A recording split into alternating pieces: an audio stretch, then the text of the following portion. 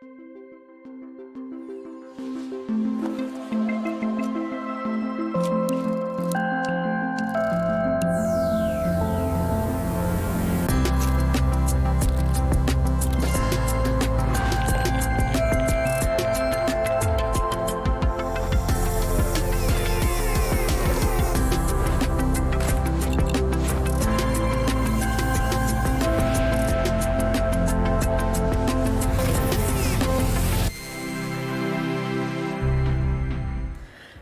and welcome to Adobe Live here on Behance. I'm Anna Davisourt. I'm going to be the host of the amazing Sam Peterson, who you probably just saw as a, mod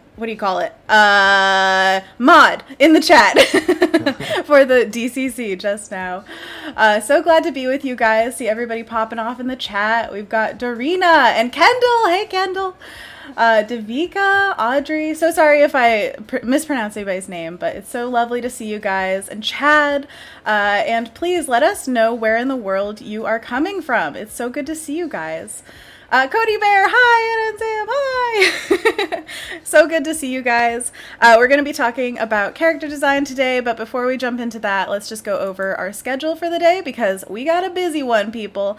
We've got, of course, we started off with Adobe Spark at 7:30 a.m., and then we got the Photoshop Daily Creative Challenge with Kathleen. Yay, Kathleen!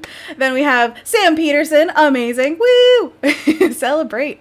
And then after us at 11:30 is the Illustrator Daily Creative Challenge, then the Mobile Apps Design and XD Creative Challenge, and Doodle Therapy to end the day off with Alice Lee. Oh my gosh, what a day. I'm so excited. How are you, Sam? How's everything going? I'm doing great. I'm excited for today's stream, ready to draw some characters. Oh, heck Had a yeah. good weekend. Ready to go. You know what? We actually are doing something new today. We are doing an artist spotlight, which is going to be so exciting. That is on, what do you call it? It is on Behance. We are going to be doing a spotlight of an individual artist and talk about their work. So I am so excited for that. But let's get into Sam and what you're doing today. Hey everybody, good to see you guys. We are going to be doing some character design today, as I usually do. That's definitely my my main thing. I do a lot of fantasy characters and creatures and that kind of stuff. If you guys have seen my Behance, you'll get a pretty good idea of what I do. I did want to show a couple things just in case anyone hasn't seen my work, just so you guys can see. Let me see, something that I'm working on currently. I have like 6 characters or something that I'm currently working on trying to finish up. So hopefully I'll have that Behance updated with a lot of new stuff soon. In addition to all my other social media. But I figured I'd share with you guys some stuff I've been working on. Here's Absolutely. Here's 3 characters from this art challenge that I did recently, and it's also tied into this world building project that I'm doing. So none of these are like 100% done, but I'm just about done with them. I got a couple more like little additions, and then I'll be posting these online. So they're basically part of this group. For the challenge, I made up this little story about these guardians of the second realm, and they're part of this like so cool secret society of sorts, and they all have a different role. Like this guy is the scholar and historian of the group, so they've been around for hundreds of years, and he knows all the info and everything related to their organization. Oh, and the clothing and the costuming. Oh my goodness, that is awesome. Yeah, they're supposed to kind of have like a bit of a thematic relationship with each other. That's why the blue and gold appears a bunch of times. Absolutely, makes sense. This is the diplomat of the group, so he's kind of the diplomat between the two realms. And then this is the spy. He's kind of the information gatherer. They're supposed to protect the second realm, so he kind of learns about plots to find it and that kind of stuff. So there's 3 more characters for this. There's 6 total. Then I have a commission piece I'm working on right now, so hopefully you guys will be able to see these posted soon. Absolutely. I love seeing them go up and just feeling like it is a cohesive world that you're building through your characters. It's absolutely amazing. So thank you. Love seeing it. And what we're going to be doing today is just kind of drawing a character from beginning to end. I mean, as much as I can in these 2 days. Today, we're primarily going to be talking about drawing and how I kind of come up with the pose and the gesture and the costume all in line art. And then tomorrow is going to be more of the coloring, shading, painting, all that stuff. So I'm kind of breaking it up into drawing and painting for the 2 Absolutely. days. So this is an example of how I simplify the form. When I think about it, when I draw it, I've been doing this series of streams on my Behance. I've been streaming there 3 days a week. You guys can check that out. If you check my Behance profile and then you go to videos, you can see what we've done so far. Absolutely. Regularly And streaming educational content, which, like, come on, people, yeah, jump on that. yeah, it's been fun. I tried to mix it up a little bit and do something a little bit more instructional because I haven't done that yet. It's all just kind of been my own character designs. So this is actually related to what we've been doing. And I was talking about how I break down the human figure. For me, it's basically four sections. There's three here, but the simplified skeleton, the basic shapes of the human body, basic simplified anatomy. It's kind of just taking those basic shapes, but putting a little bit more anatomy knowledge into them. And Yeah. then number 4 would be gesture drawing for me. Excellent. So you've got that step by step. And we're getting some questions in the chat, which I'm so happy to see. Dorina says, how do you come up with these cool characters? They're so awesome. Tell us your ways. Well, for me, I think it's best if I can like think of a story or a purpose behind them. I admittedly have always, like since the beginning, I was really focused on getting better at drawing and painting. So learning how to draw and how to paint from a technical perspective. And admittedly, I neglected like the ideas. You know, the whole reason we all draw and paint is because we have ideas we want to realize visually. Absolutely.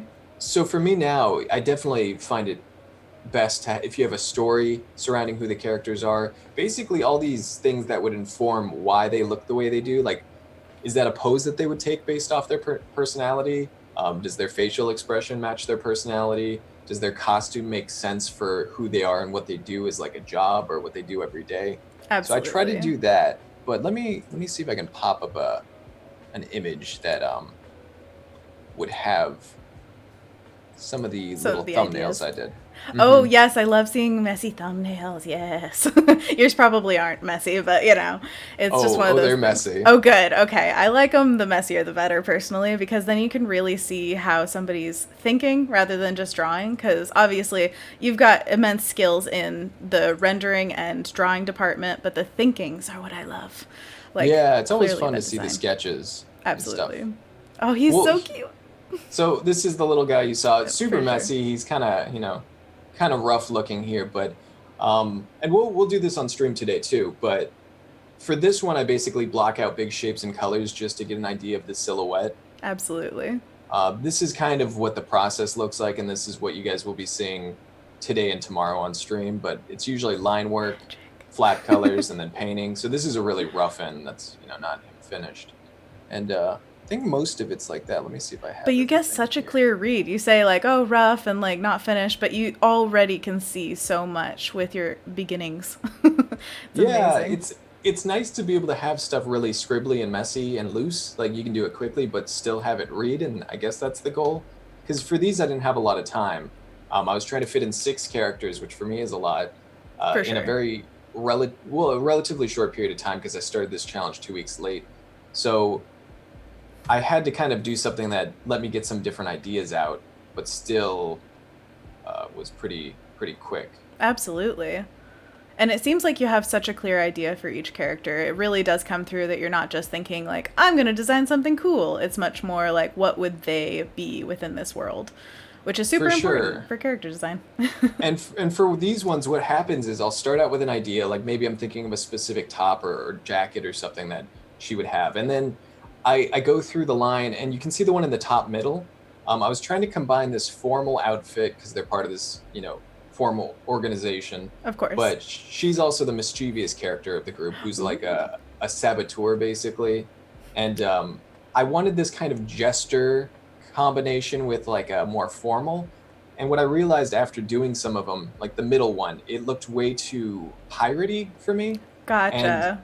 And once you get those ideas down, you'll be like, this one looks too much like a pirate. And I thought I wanted the jester feeling, but apparently I just want like a hint of the jester. Totally. So I would do like all 6 of these, and then I would go back over them and I would change all the ones I didn't like, because I'd be like, this isn't even close to what I want, and I didn't know that until now. So it kind of gives you a good, like, I don't know, it's quick and easy to play around with ideas before committing to any of them. And for me, it helps me find that look, that balance that I was looking for. And I don't know that before I start. I have to kind of You got to work push into too it. far and then pull back and be like, okay, too much gesture. A little bit Yeah, less. absolutely. And that's what I did for pretty much all of these. These were the initial poses. So Yes. Oh my this is gosh. kind of the whole process of these characters. I love seeing it so well documented too. Like this is exactly concept art is like you go through the entire ideation spectrum. Yeah, It's awesome. and for this challenge, that kind of forced me to do that, because you're supposed to show your process, and people are updating it like a blog. It's not just when they're done they post everything, kind of Exactly. keeping people engaged. So I was trying to formally break it up in that way, and it actually worked out pretty well. And since I do concept art and I'm trying to add to my portfolio, doing that is something I need to continue to do, and be kind of organized about it. Take notes, everyone. If you want a really impressive portfolio, just follow Sam's method. This seems like such a tried and true way of like, okay, build a world, get those characters. If that's what you want to create, that's what you'll get hired for. Love it. Yeah, exactly. And it's good to show all those ideas, to see them all. And of course, for you as a designer, it's good to kind of push yourself to not do the first thing that you come up with, even though sometimes, that's ends up being a pretty decent one. Absolutely. Kendall says, love seeing the process. And also, Brandon Hillman says, Sam really focuses on a good silhouette. I love that because it's true. You have such strong silhouettes. Yeah, and we'll see this a little bit when I'm drawing today and tomorrow, but I have a weird process. Like, I don't strictly do thumbnail, clean lines, clean flat colors, clean painting. Like, I jump around between drawing and coloring a little bit, For sure. because the drawing has certain strengths, like seeing things in line form versus seeing things versus shape, which would be painting and color and all that.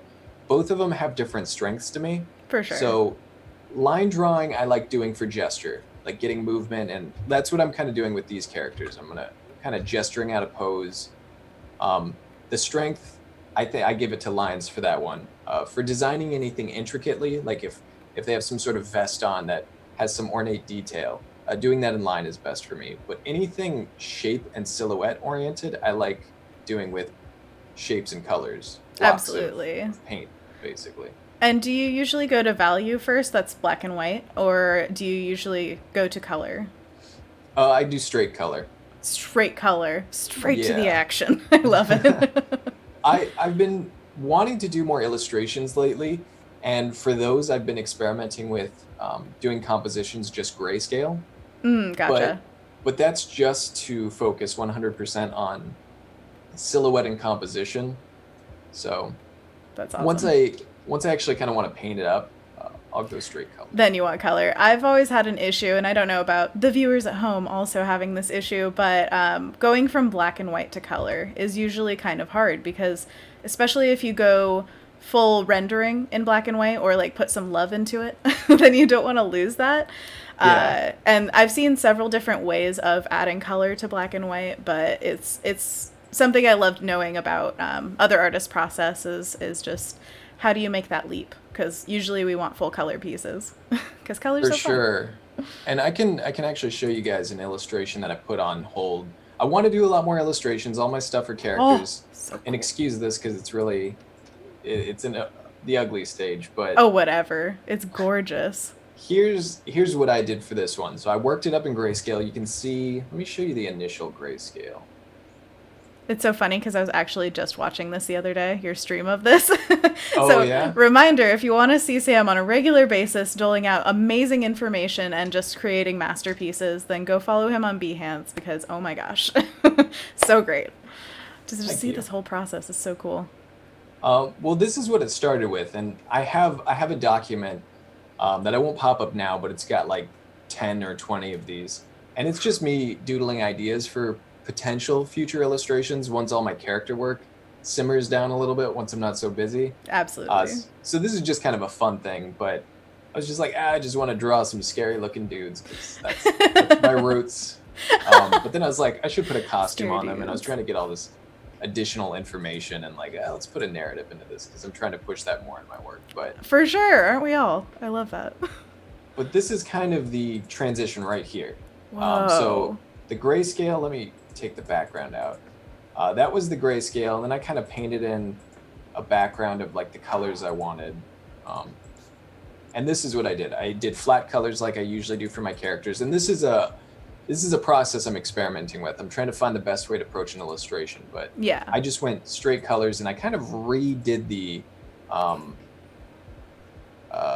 values, you know, that I did have all those values painted with my grayscale that I'm losing, but I tried That's doing the it this way. thing. Yeah, it's like, do you have a way of seeing it black and white again and seeing if it matches your value that you did Yeah, before? this is usually what I do. Yeah, I just flipping.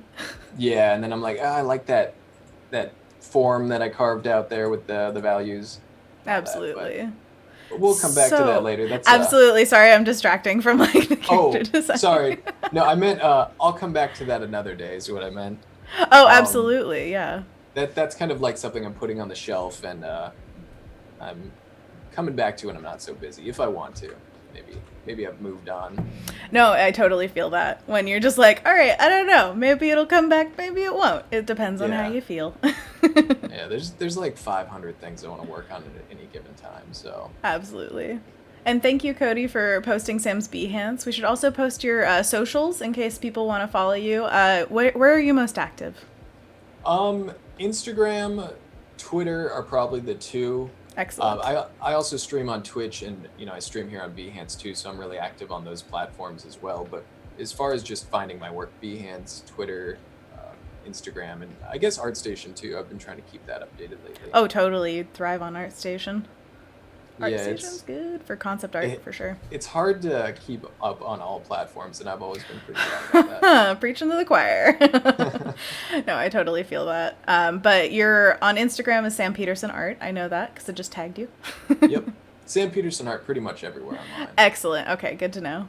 Love it when you can get consistency. Thank you, Cody, for posting that in the chat. Thanks, Cody. Also, I should probably have pulled this up in a separate document, but this thing here, you guys can kind of see what I like to do is combine all 4 steps. I talked about gesture drawing too. I don't have that on this page, but essentially I take the simplified skeleton, the basic shapes, basic anatomy, and gesture, and I try to combine them all into one process essentially. So I don't know if you can kind of see it here, but I'm doing some of the skeleton stuff with like the stick. The skeleton I just call advanced stick figures. Totally. It's really I just love that. a stick figure with a box for the hips and this kind of egg shape for the ribs and a little like square or egg shape for the head. So it's really just stick figure with like 3 3D shapes on it. Granted, the sticks you're supposed to think of as little poles to 3-dimensional cylinders, but it gives you some structure to work off of for sure.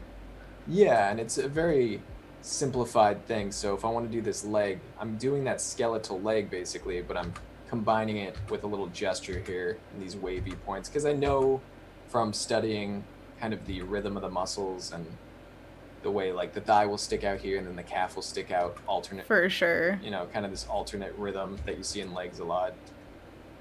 Absolutely. Paying attention to those things is, I feel like, one of the things that you should learn in anatomy class. It's like one of those, some teachings of it miss what you're actually looking for. And it's not always just the structure of muscles or skeleton. It's the flow of shape to shape and how they relate to each other. That's really what makes it stick in your mind, is like, I know how to draw a leg, is when you get those structures that flow into each other. Yeah, definitely. And basically, what it is for me when I'm drawing the figure is just taking these complex forms and trying to distill them down into something that's a lot more easy to understand. For sure. And when I draw anything, it's basic shapes. So I guess that's kind of my advice if anyone's wanting to get into drawing, painting, characters, anything like that. Everything I do is simple shapes. So if you learn a little bit about perspective, 1, 2, 3 point perspective, and just kind of understand how that works. It allows you to get better at just drawing shapes in space. And I think that's essentially what drawing is. It's just, can you draw 3D shapes in space? And Absolutely.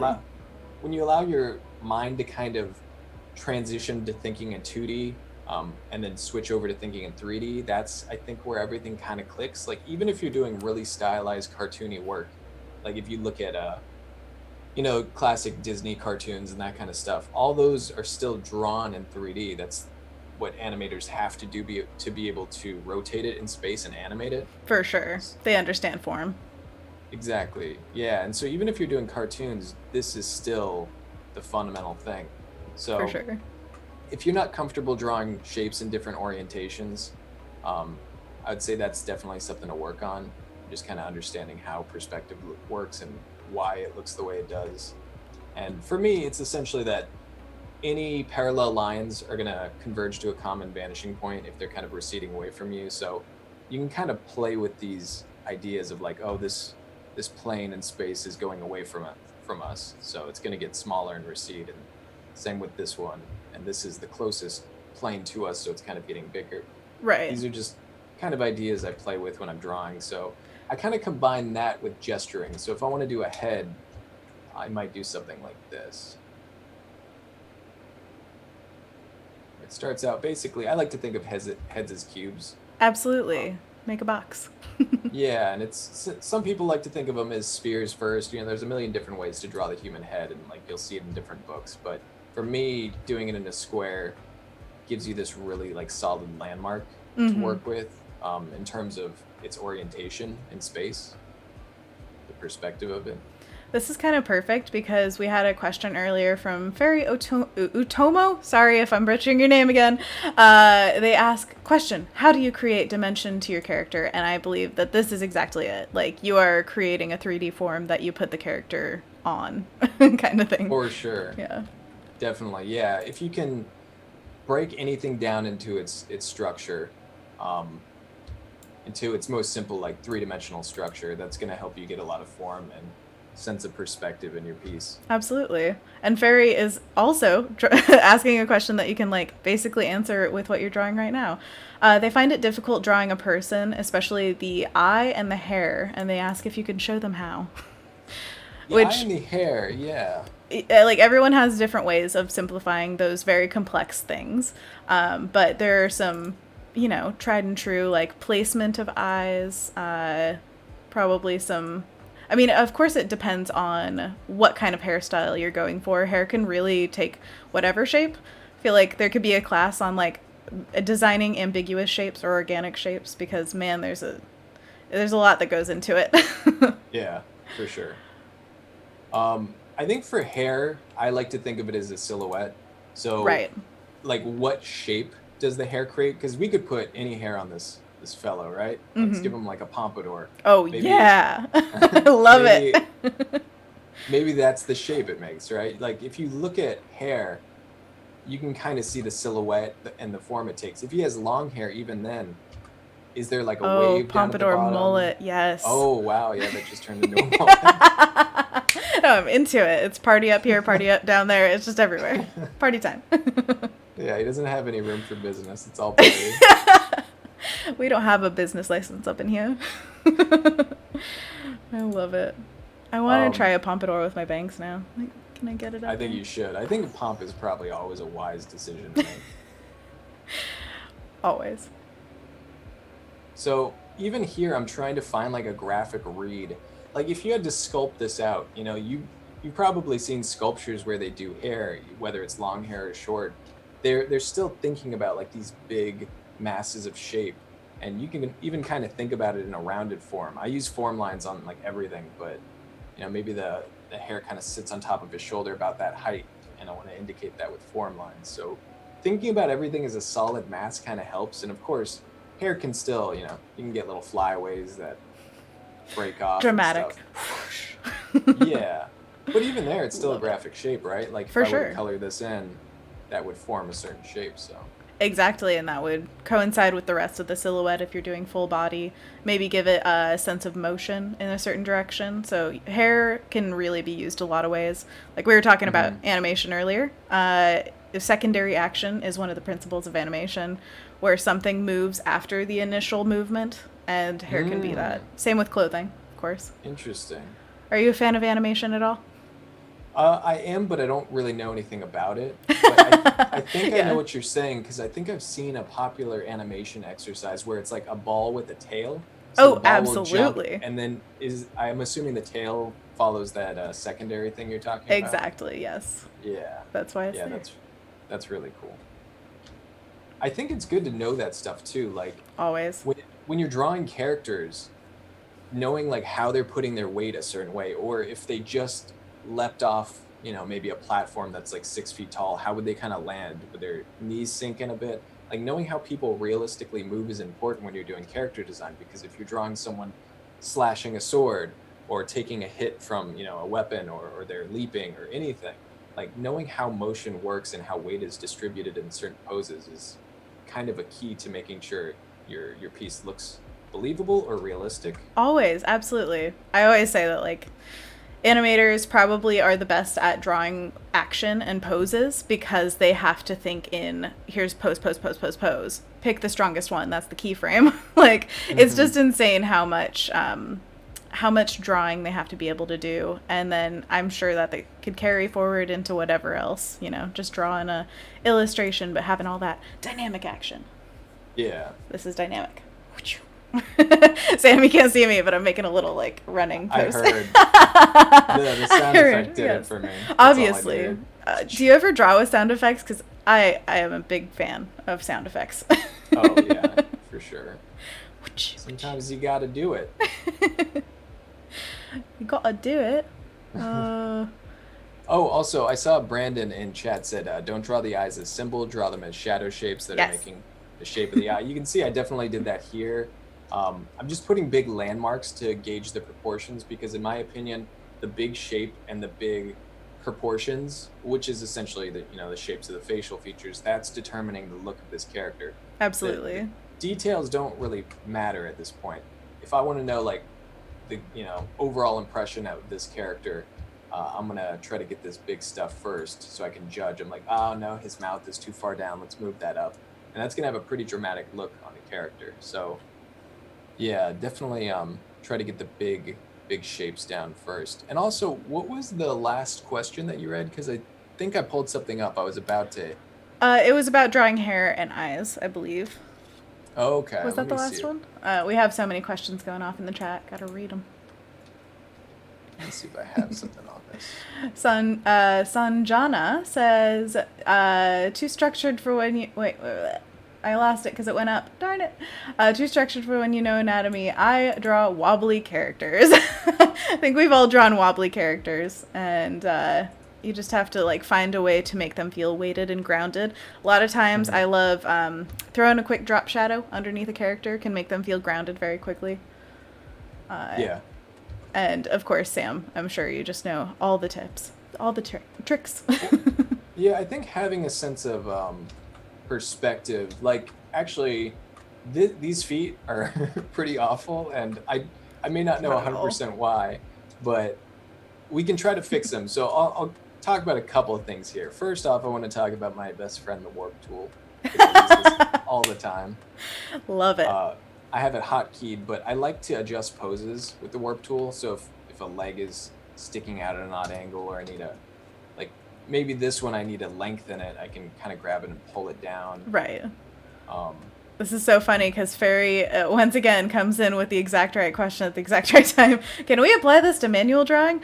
Unfortunately, there's no manual warp tool. Unless you, like, cut out the paper, maybe. But, like, usually... yeah. I mean, if I'm doing paper drawing, I know that I just draw it 5 million times until it kind of fits, right? Yep. What do you think? Yep.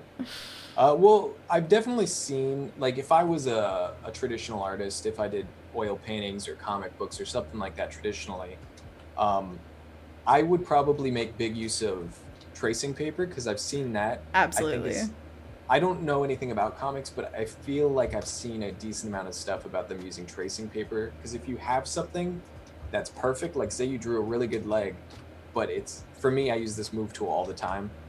If I need to move something to the right or the left or size it, you can do that with tracing paper. You can move it. I've even seen those projection tools. I forget what they're called, but I've seen some like really old school ones too.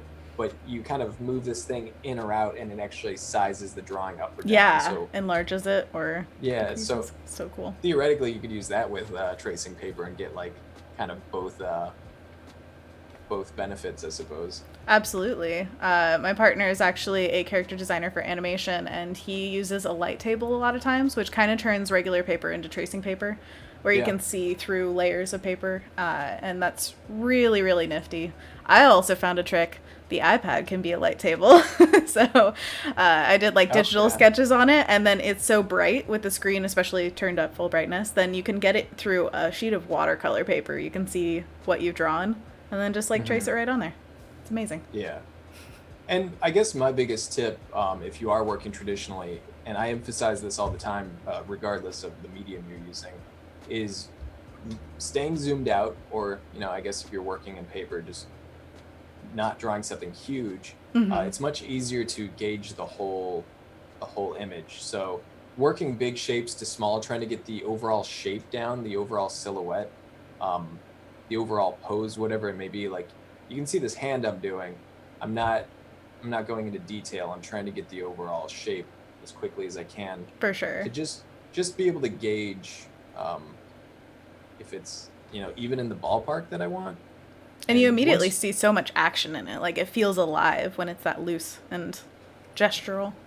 Yeah, and exactly. Like when you're doing gesture drawing, that's kind of the key, right? Is keeping it pretty loose and flowy, and seeing if you can kind of push that action. Loosey-goosey. Keep it as loosey-goosey as you're able to.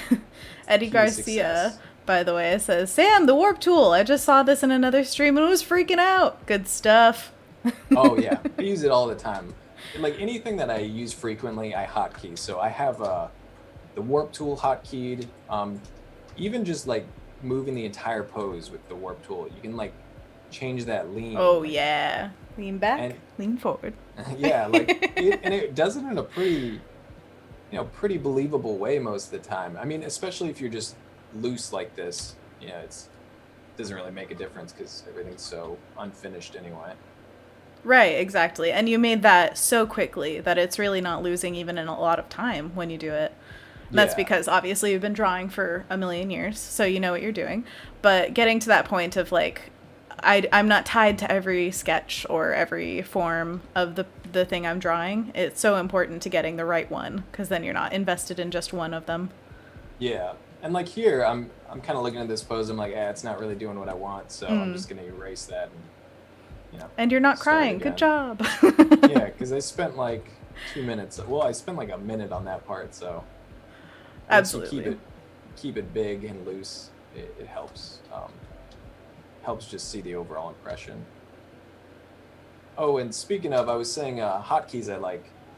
In addition to the warp tool, I flip my canvas a lot. I think that's a really useful tip if you're drawing, because it kind of makes you see the drawing as a new thing. Absolutely. You're seeing it with fresh eyes, because you've mirrored it essentially, so you're not seeing it the way you were. It's kind of allows you to see, like if you have a tendency to skew faces one way all the time, when you reverse it, it just makes those makes it look glaringly clear. Yeah. Yeah. So what's the hotkey you use for that? So I do Control T, but that's just because I replaced I think that's usually transform. But what I'm doing is view, flip horizontal. So if you go to view at the top and you click flip horizontal, you can hotkey that. But I think it's better than flip canvas, which actually flips all the entire canvas and pixels and everything permanently. Takes a while. Because it doesn't have to load. This, even with huge documents, I can flip it this quickly. So it's really, really nice to have. We love it. Because it's not actually changing the orientation. Like if I save this and exit when it's in the other orientation, it won't save that. Absolutely. It's just the view. I'm going to take that from you, because my goodness, I need to flip my canvas more often, because, it's the worst when you get to the end of the piece and then you flip it and it's just, whoa, what is going on? Yeah, flip early and often so you don't get like 3 hours in and then be like, oh no, it's all wrong. Whoops. It happens to the best of us. By the way, just a reminder for everybody who's, first of all, tuning in. This is for Character Design with Sam Peterson. Thank you so much for being here. And also, if you're watching us on YouTube, thank you. We love you. But also, come to Behance so you can chat with us in the chat. We are reading from the Behance.net chat. So if you can come join us, then we would be forever grateful. Thanks. Oh man. And Kendall says, although I'm more motion design heavy, I'm usually applying all of the techniques to a square or letter moving across the screen. Oh man. Yeah, all the animation. She's talking about the Animator's Oh, Survival Kit. It's a for sure. huge book that teaches you basically everything about animation. And motion design, animation, I feel like they're cousins or sisters or whatever. They're very closely related.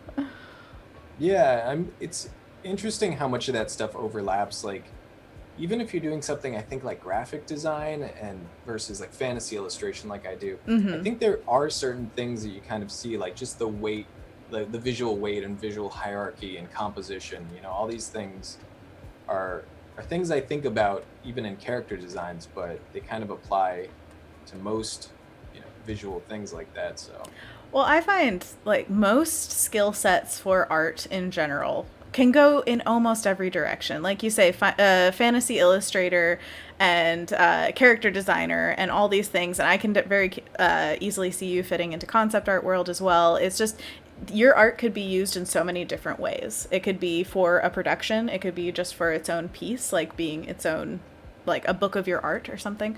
And hmm oh my gosh, I would love a book of your art. That would be so cool. Have you ever thought yeah. about doing something like that?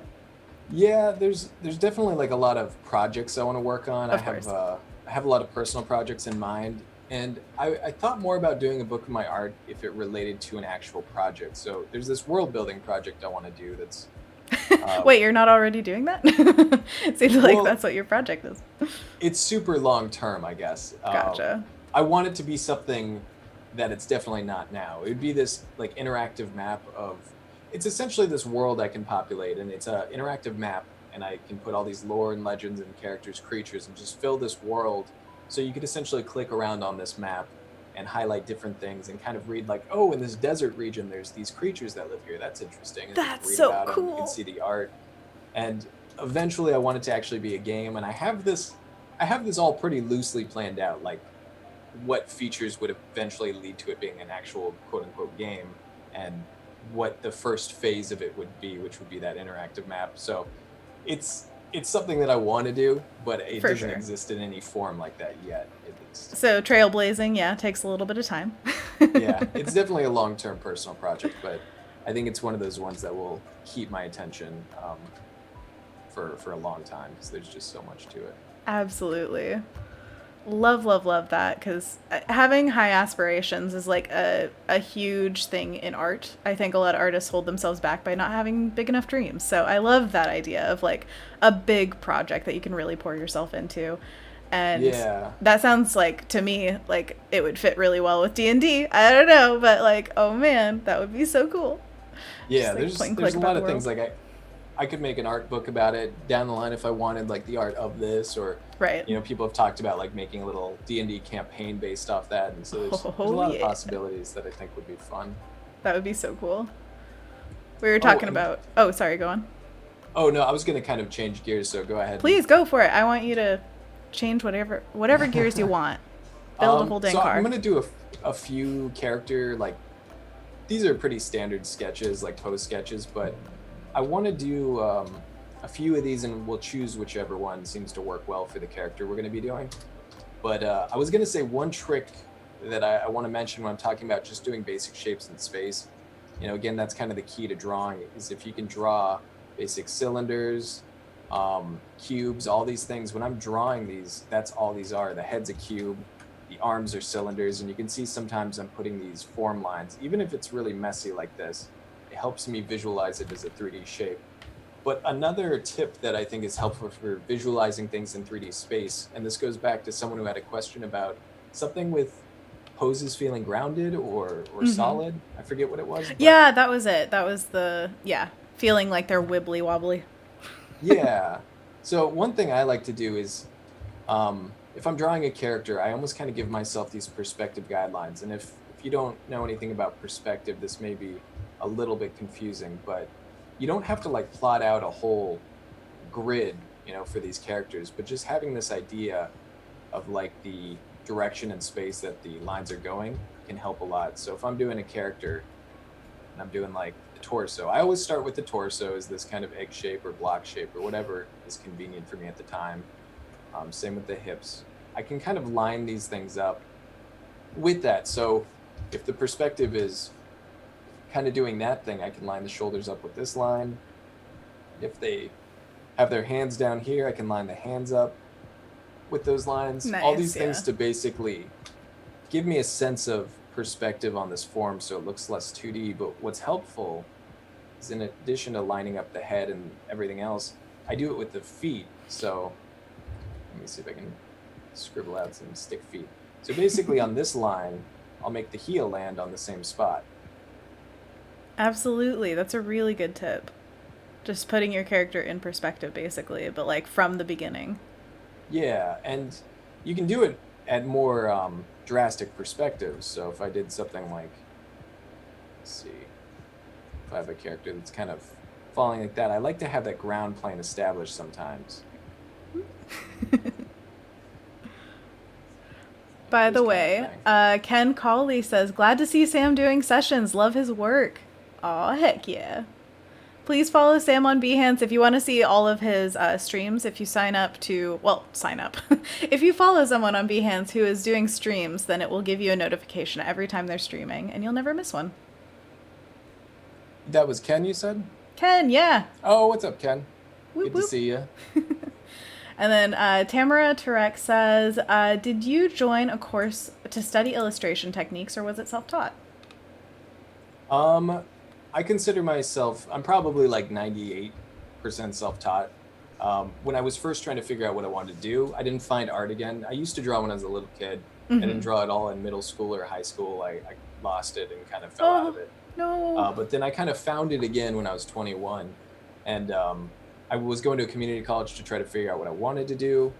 And I kind of went from film to 3D because I was thinking like, special effects in film and stuff for 3D nowadays, that'd be cool to learn. Absolutely. And then I eventually found art when I was taking my general ed classes there. And after I took a few classes, I was like, all right, I want to do concept art. This is what I want to do. Yeah. I like this thing. Yeah, this is fun. I had the choice of going to art school after that. That was kind of what everyone was doing at that point. And everyone was doing it. Yeah, like so funny. It was kind of that crossroad, I guess, of like, do I go to art school? Do I do the self-taught thing? What do I do? It's a hard decision, for sure. And I don't like spending money, so I was like, all right, I'm not going to do it. How about nah? I'm going to keep my money, and I'm going to draw myself. And it's, I mean, it definitely comes with its own challenges. It has not been like an easy road by any means. But I always kind of liked the idea of just self-study, and not being in debt and all that stuff was very appealing. So I was like, all right, let's do this. If you can avoid it, it's pretty sweet. Yeah, so. But it's a very personal choice for every person. So I think that a lot of people who ask the question, like, should I go to art school, need to talk to people all over the scale, whether they've gone to art school, whether they haven't. And specifically, if you're considering a school, talk to people who have gone there, because every single school is a dramatically different experience. Definitely. So very good to know. I did go to art school in Portland, and, you know, it's one of those things where I can't regret it because it's gotten me to where I am, and, like, there's no way I would be here without it. But it does cost a pretty penny, so it's a give and take. You never know where you would have ended up, especially with where you are in life when you start your journey, because I came out of high school being like, I love art and I think I want to do it. But being 21, maybe you would have had a little bit more perspective on like what you wanted and had more motivation to do it yourself and be like, okay, I am I'm in this to win it. And I was just like, I think I like art. So it Yeah. all depends There, on your like drive. yeah, and there's so many variables too. Like I know a big thing with school in other countries is art school is really expensive here, but not necessarily in other countries as much, So true. and depending on where it is. And I know in other countries it's a big thing that if you want to work in the U.S., you need a work visa, and I guess the best way to get that is through having a degree. So it's kind of, if you're from another country, your circumstances may be much more different. Maybe having that visa and that degree is actually pretty mandatory, Right. whereas in the US, maybe it's not so much depending on what you want to go into. Whole So nother layer of consideration. Very good to mention that. exactly, yeah. But I was also kind of part of this art community back then. There was this community conceptart.org, and that was kind of a big thing when I started that I found that pushed me into wanting to do concept art. Right. And there was a really active community there that had this mentality of like studying really hard, working hard, um, getting good, putting in the work and like doing it yourself. So I kind of got wrapped up in that, and I was part of that, and that kind of pushed my decision too. And there was a lot of online art communities at the time that I was really into. So that kind of self-study thing worked out pretty well because of that. Absolutely. Sometimes having people around you, I mean, that's basically what school provides, is one of its assets, is having people who are really motivated around you to push you further and to make you better. Yeah, Can be a for huge sure. factor. I think that's a big part of it. Having that community, whichever way you get it, is pretty crucial. Absolutely. And Eddie Garcia says, I went to art school, but they didn't teach me business, unfortunately, which I think that is a huge factor of, especially online art schools right now. They have a plethora of different areas that they focus on. So you can learn the skill set, the creative side of it, the much more open, like, why do you create, and then the Hmm. business side as well. And I'm so grateful for that, because we are all forever students. It's not just you go to art school and you're done, or you don't go to art school and you find work and then you're done. Like, it's a forever ongoing journey to be better and learn more. So I love our online art schools so much. They're great. Yeah, there's a lot of great resources out there for sure. Oh yeah. I see Eddie says, or was it Eddie? Let me scroll up real quick. Yeah, it said, please share quick hardware, tablet. I just have a Wacom Intuos. It's not the Intuos Pro, it's just the regular Wacom Intuos, and it's a medium size. Nice. So that's what I'm using now. I actually have a Cintiq that's at my friend's house because a capacitor blew in it. So A he, capacitor. yeah, it's the second time it's happened. It's a really old one. I got it from the company I used to work for years ago. Oh So wow. it had been Nice. through some use, but yeah, a capacitor blew, so it just stopped working. And then he fixed it in the past, and he did it again, but because of the whole quarantine situation and the fact that he lives back in San Diego where I grew up, I haven't been down to pick it up. But honestly, when I get it back, I don't know if I'll be using it. I'm kind of like this tablet just fine. So Absolutely. I have actually heard a lot of different information about tablets lately, like they're more ergonomic and actually better for you to draw on for long oh, periods of time. interesting. So I think that, yeah, most artists should try out what they like, and the tablets are by far and away much cheaper than the Cintiqs. So starting on a tablet, I think, is always just a smart start, and Yeah. seeing if you like a Cintiq down the road. But it's definitely not necessary. Like, you don't have to have a Cintiq to be able to make digital art. Yeah, there's a lot of professionals who prefer an Intuos, and I may be one of them at this point. Right. Um, I also have my iPad, so if I really do want that like pen on screen experience, I do have that. So it's a Sweet, pretty, sweet pen on screen. yeah, it's nice for drawing, but there's also like perks about this tablet I like for drawing. It feels very easy to be gestural for me. I get these loose lines with, not too much effort, not too much movement. Absolutely. And I grew up. My art school experience was completely with that medium Intuos. Like, I lived on that thing, and it never failed me. It was always Yeah, so dependable and lovely. yeah, they're great tools for sure. I think if you get one of those, they're pretty affordable too.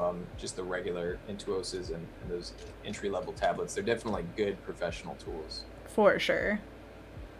Love it, love So it. I think we're gonna get into the actual character drawing. Let's do it. Um, now because I've been kind of doodling, but I just wanted to basically emphasize that's how I draw.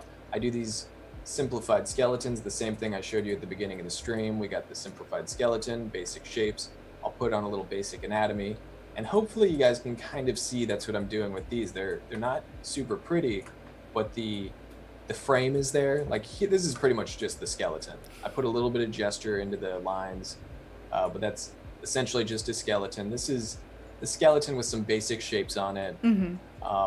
Again, this is just the skeleton, and the cool thing about it is when I structure it out, I know like the collarbone goes across here, so the arms would attach here, and you can pretty much do whatever you want. You can make him like in a running pose, and this is just a stick figure. I can put his arm up in the air. I can pose his arm anywhere I want. I can have it down here, put a little hand on him. I can put it up above his head. And since I know a little bit about anatomy, I kind of know how the pectoral muscle would connect there in both instances. Again, that's just simplified anatomy. For sure. But all this stuff is just really roughing it out and then asking myself, does that look good? Do I like that pose? Does it make sense? Does it have the movement I want? And if not, just erase it and try the arm down here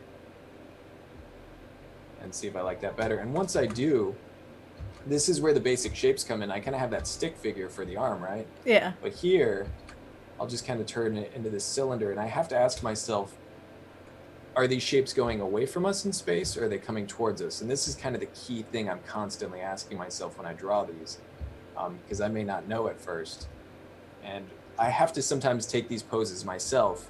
Absolutely. Like, okay, if I'm running, my arm's going back up. Okay, it's going above this angle. And then what's my forearm doing? Okay, it's going out. So when I do that, I mean, maybe this would be going just like sprinting around your office. What is my body doing? Yeah, exactly. Pay attention. Ah! I'm going to miss it. There was... sorry. Just things like that. Once upon a time, there was a bus stop across from a Nike store that I stood at every single day, and in the Nike window, they had a running figure full mannequin with, like, anatomy on it. It was so detailed, and I studied that thing every single time I was waiting for the bus. I was like, ooh, look at that! All the anatomy is just sitting there, and it's, like, full action, and it looks right. That's cool. It was actually a hurdle jumper, so it was, like, mid-hurdle. So cool. It was basically this pose. Perfect. So cool. Just run by one day and steal it. Yeah, exactly. Just like, mine. I know. We saw this coming. She's been pacing this thing for weeks now. But look at it. It's got so much information. I could draw it forever. But yeah, stills from athletic things like playing volleyball or whatever. You know, like anything where people are in action. It's so good to study those because anatomy is one thing. If you're drawing it straight, you can like memorize where things are. But like you always mark where the trapezius the pectorals are connecting to the shoulder. And that always gives me like a sense of this is where the chest form like starts.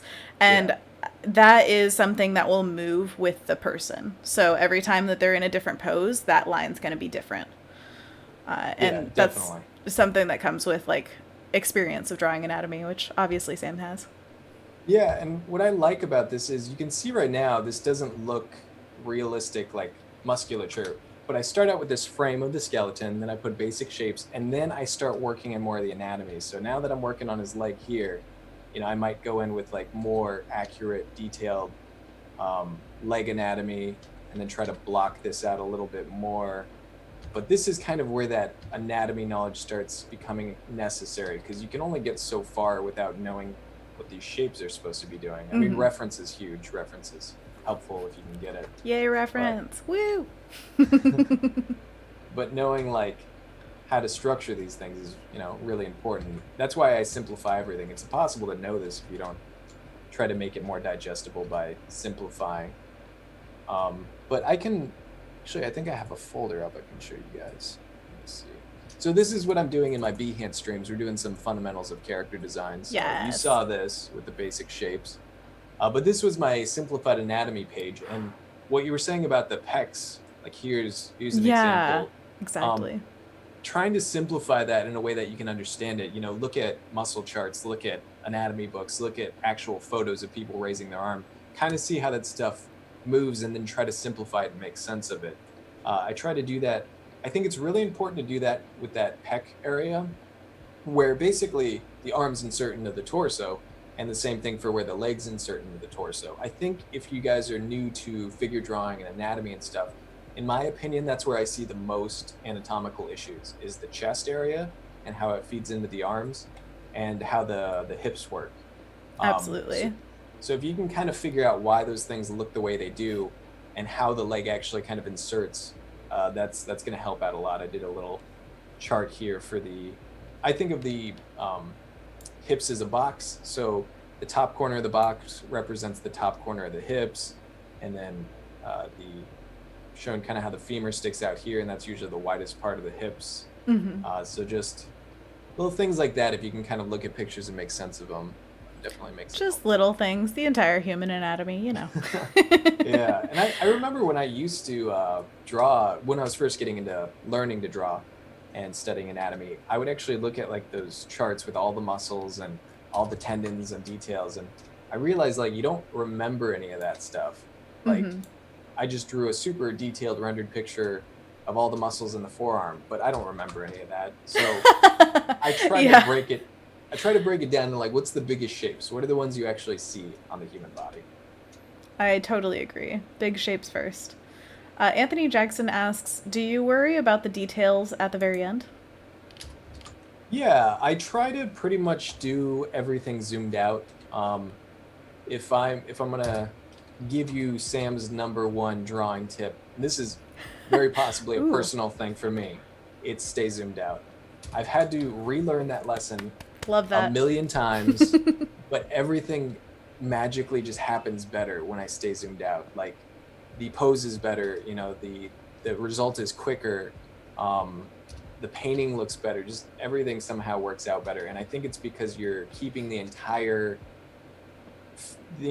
subject matter in your eye at all times. So if something looks off, you're going to know it. You're not going to get too caught up in the details of something else. You're going to be seeing it from the view that the viewer will see it. And that kind of gives you the best way to make sure it looks good in that regard, if that makes sense. Absolutely. Pay attention to how long you look at other people's artwork. Also, like usually, I remember an art school teacher saying, you're lucky if somebody looks at your piece for 30 seconds. Like it's that quick of just whoa, here's what I like, here's what I don't like, boom, done. And that judgment is from a zoomed out perspective. They're not usually zooming in to look at every little beautiful detail that you did. That's why I think if you do put in that detail, put cropped in shots when you share it so that people can really appreciate, especially online, because a lot of times those things down-res things and you can't quite see all that juicy detail. So yeah, it's something that you have to keep in your mind, is like the most important thing is the big read.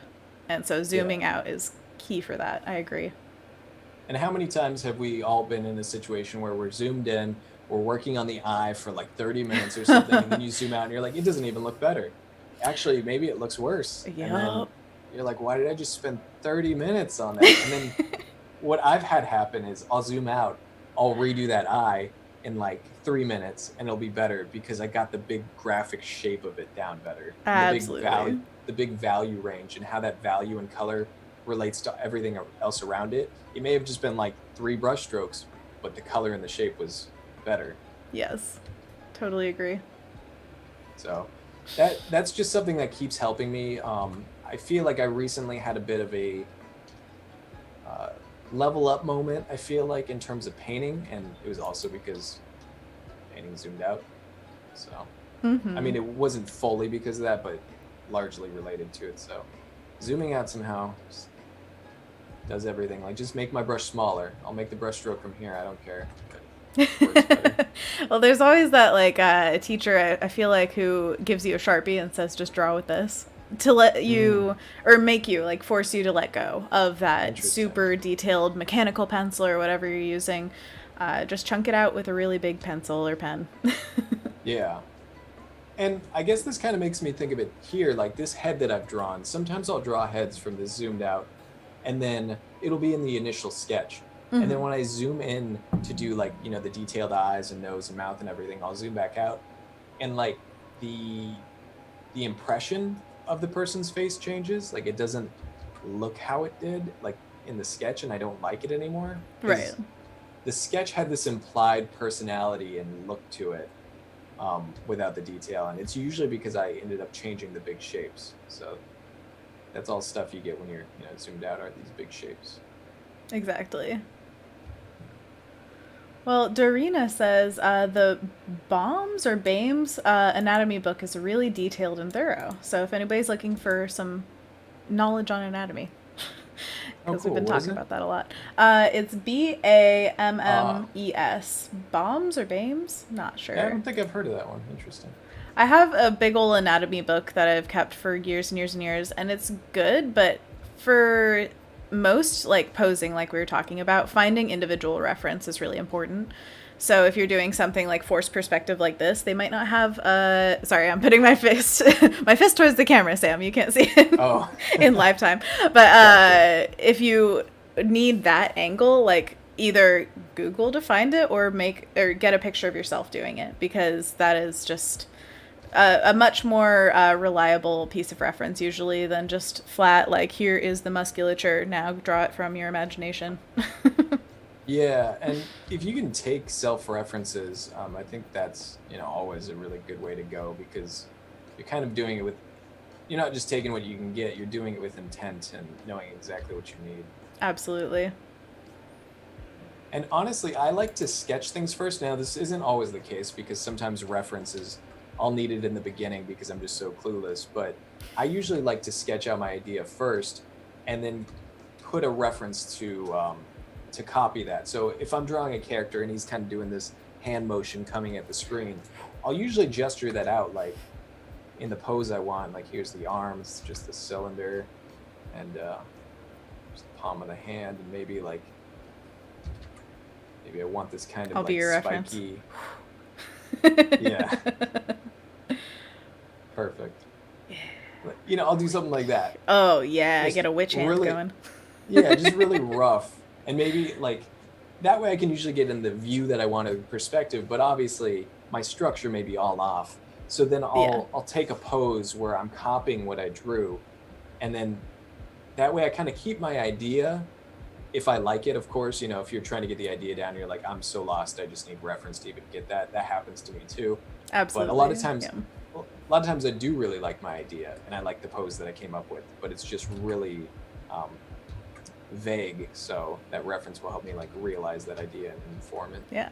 Have you ever done reference like that and then found out you actually did it right in your little like a messy drawing of it? Yeah, sometimes I've done that. I'm like, wow, this was actually pat on the back, best option. and it was actually pretty spot on, but For more sure. often than not, that's not the case, I would say. Feels good when it is, though. Oh, of course. That's just, a little gratification. Yeah, and hands are probably the thing I like, without fail, always take self-ref for. Mm-hmm. Oh, hands are like an entire body's worth of complexity. It's insane. Man, I would say they're the thing I struggle with the most. Like, I agree.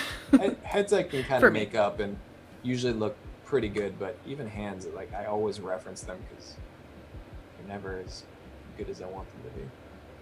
They're just so complex, and also they can be highly individual to the character as well. Like not all hands are the same. So it's a lot to learn how to do that. There's a lot of... Oh, sorry, go ahead. Sorry, I was just going to say, Anthony Jackson says, Sam, your drawing is giving me Black Panther vibes. I love that. Oh. Have you seen Black Panther? Hands? I have not, actually. I know there's so many movies that are like, everyone's seen them, and I'm just so bad about actually going and seeing movies. So most questions, if it's, have you seen this movie, the answer would probably be no, unfortunately. Okay, then favorite movie that you have seen? Favorite movie of all time? I mean, if you have one. I have Gladiator has been my favorite movie for a long time. Gladiator, all right. Maximus Decimus Meridius. Oh, yeah. Oh, wait. I think you're a Hook fan, too, huh? Oh, Hook! Hook! Where's the Hook? Hook. Give us a That's definitely one of my big childhood movies, for sure. So good. If you guys haven't watched Hook lately, please do yourself a favor. It's so good. Rufy. Oh! I want to do some cosplay of that. That'd be so fun. Oh, man. That would be good. If I did, I'd want to be one of the Lost Boys in their crazy armor. That'd be so cool. You could design your own armor and just be like, I'm a lost boy. That'd be pretty fun. Concept it out first. Oh, heck I'd have yeah. a good time doing that. That is my dream of Avatar: The Last Airbender is one of my favorite series in the world, and they have the different tribes of each nation. It's like the water, fire, earth, air. I don't know if you've seen it, so I'm just describing it for you. Oh, I have not. They all have their own individual styles of not only like fighting but clothing. Everything is very, very researched and also fantasy driven, so it's got its own take. And I would love to just draw my own concept for like what I would look like as a water tribe person, and then like make that costume as a cosplay. That'd be so cool. Yeah, I think it's cool when I think someone referenced that to me once. They said your character kind of looks like this. So I looked up the tribe or whatever it was of the character they were talking about, and I think I saw a little bit about that, how they all have their own kind of aesthetic to them. For sure. Pretty cool. Get some pointy stuff. It's old school Fire Nation, like some good fur rimmed things. That's Water Nation. Oh, it's so cool. But that's just one of those things where like they clearly did a lot of research for the art of that, and like just bringing that forward, like if you do fan art of something, it's basically like all the research is done for you. It's awesome. Yeah, for sure. You can just kind of have fun with it. Exactly. So I think we're gonna actually put a costume on this guy. Now there's a few different ways I might do this. If you guys remember in the beginning, I showed you, I basically made a bunch of versions of this, and then I would just paint colors and shapes on it with those color compositions. I think today I may just focus on trying to do it with lines, so we'll see how that goes. But here's my initial sketch, and then I worked it up a little bit more into that. So excellent. Yeah, you can really see your stages. Wow. And you did that so fast. Yeah, so it's pretty simplified, but it kind of gives me this mannequin to work on. And when I actually go into the finished line drawing, which could be any degree of sketchiness or finish depending on what I want to do. For this stream, it's probably going to be pretty loose. I can kind of work up the rest of the drawing in that stage too with my more refined lines. But let's take this guy, actually, and we'll lower the opacity a bit, and then just draw a costume on top of them. Yeah, love that technique. Just draw over. By the way, we've got about, 20 minutes until we do our artist spotlight. If you want to nominate yourself or an artist that you love, please share their info, their Behance profile in the artist spotlight tab above the chat. I just saw the Roofie. Oh, Cody and Gus going off in the chat. Yes. Cody and Gus got our back. Always. I love it. Oh. So when I'm approaching this, when I'm doing it in that color composition shape or color composition stage, I'm really focusing on shape a lot in that. So when I do this part, I'm going to try to do it very graphically and silhouette oriented. So that basically for me, that means using a fairly thick line and staying zoomed out. So I can kind of visualize this. A lot of times the reason I go into color for costume design is just to see the shapes easily. Sometimes when there's a lot of lines going around on the page, that's confusing for me. But if I'm gonna do it, I usually just do it kind of chunky and big like this, and it helps me see it. So let's do lines today, but there's always multiple ways of solving these problems. Absolutely. And you're also using that perspective that you laid down earlier to make the costuming fit along the form. Yeah, exactly, and that's huge. So if you're, drawing form lines on this, you want to follow those form lines when you're doing your costume. I'm basically layering 3D shapes over this mannequin I've already created. So that's why I like form lines, because they help you visualize, okay, this is the way in space it's going. So these little form lines I'm drawing, they could be like a cloth wrapped around his arm, or they could be little like arm bracelet things, but either way, kind of gives that impression. Gotta put on my arm bracelets. Yeah, can't go out until I get my arm bracelets on. My signature look. Now, do you hold to that? What was it? It's like a fashion advice where, like, before you leave the house, take one accessory off. Do you feel like that for character design? I have heard that phrase before. can't relate because I don't ever wear accessories, but I've never But thought you about it in draw terms them. of character design. I say probably no. I say think of every accessory you can possibly put on them and just throw it on. And if it looks good, it looks good. More. Just I add have 10. no self-control, I guess, when it comes to that. I love I don't hearing that, yes. I don't know if you guys know the artist Wayne Reynolds. He's a popular Name fantasy drop. artist. He does a lot of Pathfinder art for Pathfinder's like a similar game as D&D. Um, all his characters are just like decked out with designs. You know, there's kind of this visual hierarchy idea of big, medium, small Right. shapes. So you want your eye to go to like maybe they have these big shoulder pads or this big kind of skirt piece of fabric hanging down. It's these big shapes that capture your eye and make up the silhouette. But then you have some of these medium shapes within them and then some of these accessories. He just like packs everything in there and it's just yeah, it's I kind of like that. It's almost like over the top to some degree, but I've never claimed to be elegant with my character designs. I just like going nuts with it. Absolutely. By the way, we've had so many links in the chat and talk about anatomy books that Eddie Garcia says, wow, the great book suggestions. My Amazon cart is getting filled.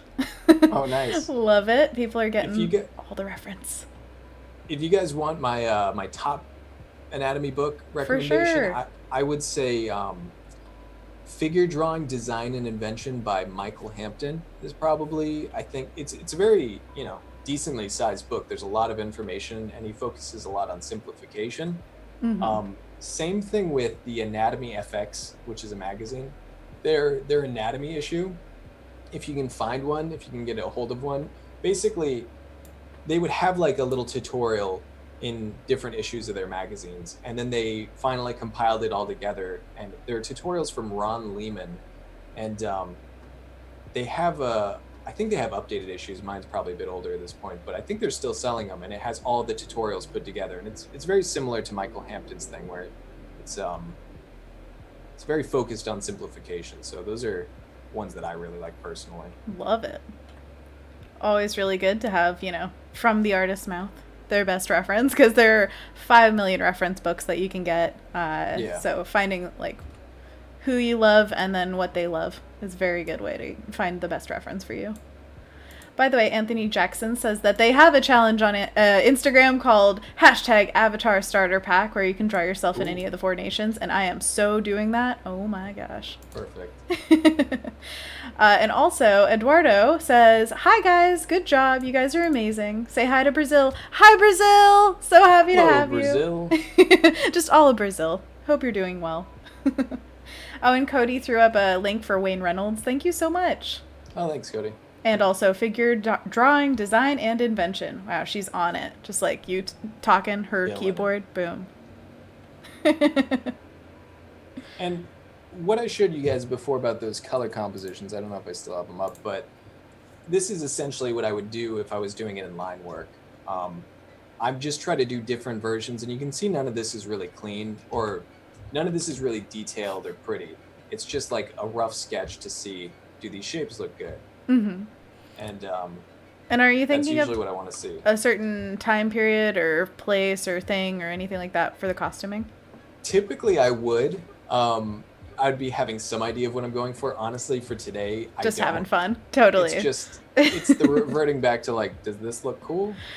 Right. But I would definitely suggest to anyone in chat, have an idea of what you're going in for, because a lot of times my best designs have been ones that actually had a purpose. When you actually have a reason for informing the design, it usually results in some pretty cool ideas and some good sense of cohesiveness and believability. For sure. And this is like, you can do this because you've looked up so much reference in the past. You have that visual library in your head of all this costuming. Like, this isn't just you jump in and guess around. Like, you've clearly drawn this stuff before. Yeah, for sure. And having that visual library built up from a lot of years of studying different like costumes from different time periods and different cultures and all these things, it gives you a lot of material to work with when you're designing, when you're pulling it from your head. If you've never studied those things before and you get to the stage, it's probably really intimidating and confusing on what you should be doing. But that's definitely what I'd recommend to everyone is I have a Pinterest. I was just gonna That's say, just Pinterest is your friend. Yeah, Pinterest is awesome. If you can just fill it full of things like armor or costumes or dresses or whatever you want.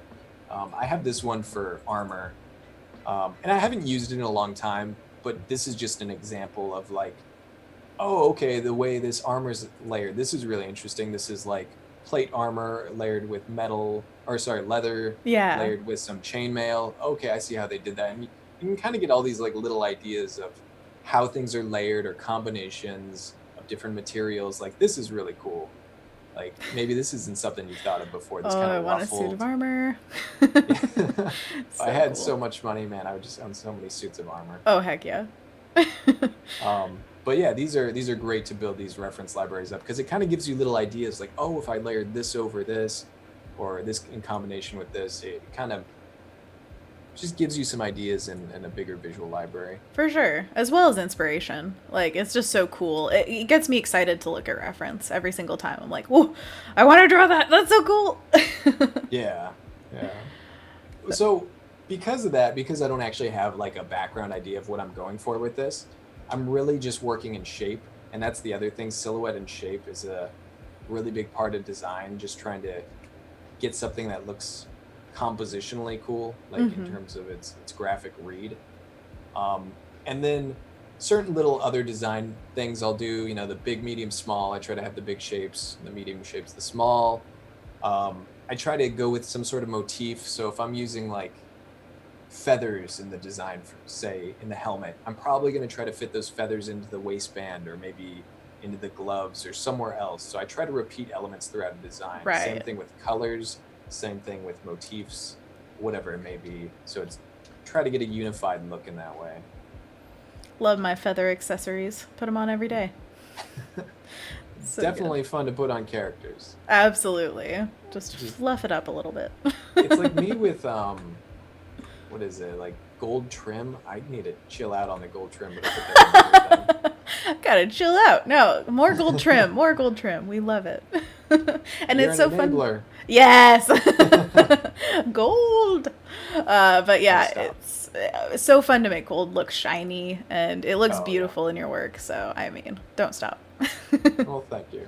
I like to lean into whatever is the thing right now because, give it its time, appreciate it, and then sometime you'll get interested in something else. You'll be like, oh, silver's my thing. Love it. Yeah. Yeah. Also, Abhishek says, I'm waiting to see how the face is going to turn out. They're very excited about the face. Interesting. We can go into the face. Honestly, I could see finishing this character on stream here at least, without ever having much in the face. But Totally. if you guys got any ideas for the face or anything we can add on to them, definitely feel free. I'm just trying to go with some fun shapes here. There's some sort of warrior character. That's a pretty standard way for me to go. But I was thinking that their costuming could be like, I was thinking some sort of greens or blues or something in the, like almost a jade look, maybe in Ooh, colors Jade of the Warrior. costume. Yeah, something like that. We'll see when we get into color, but we have like 10 minutes, right, before we get into something. Absolutely. Yeah, we've got about 10 minutes before we do our very first artist spotlight here on Adobe Live. So excited for that. And if you want to be part of the next spotlight that we do, please put your or an artist that you love's information in the artist spotlight tab right above the chat. We would love to see you there. And we're so excited to look at our spotlit artist today. Can't wait for you Yeah. guys to see her. First time. Whoop, whoop, whoop. So, Yeah, sorry, continue. oh, I was just gonna say, so since we have that going pretty soon, I don't know if we'll be able to get into color today. Um, but if not, we'll jump into that tomorrow regardless. We'll just see how far we get today, and then tomorrow we'll just have all the world in front of us. 2 whole hours. I mean, you could get so much done in that time, right? Yeah. No problem. Oh, Easy yeah. peasy. Abhishek says, heavy beard. Eddie says, needs a scar over the eye. We've got a lot of ideas flying around, clearly. Well, you guys are the boss, so let's do it. Is this suddenly a design off where they just like put everything in the chat? I'm just being art directed. I have to do Have chat to. says. There is no question. So we'll do a little scar over the eye there. It'll be a big one. Oh, big scar. Gotta have it. And then heavy beard. Heavy beard. Like Wasn't maybe thinking the chainmail is just on the beard, so it's really heavy. Hey, we can. I wasn't planning on putting a beard on this fellow, but again, you're the boss. It's really up to you, Sam, but you know. It's not though. We're putting a beard on him. It has to happen. I was gonna say that people demanded. At least one person demanded. Is everyone in favor of beard? Maybe it's not even a demand. It's just a polite request. But regardless, I'll treat it as a demand. I imagine like a crowd full of 200 people, and one of them's just like, "Beard, please." And you're like, "Yes." Give him a beard. Sanjana says, "Angry face. Ugh, so angry. Got a scar, got a beard. My beard is too heavy. Ugh." Is he angry about the beard or the scar? I mean, maybe neither. There's a lot to be angry about in World of Warrior.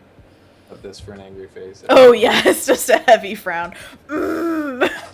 I say no. Wait, let's all frown for the thumbnail. So sad. It's hard to frown, actually. There we go. That's good. I don't know, that frown was actually pretty good. I kind of like it.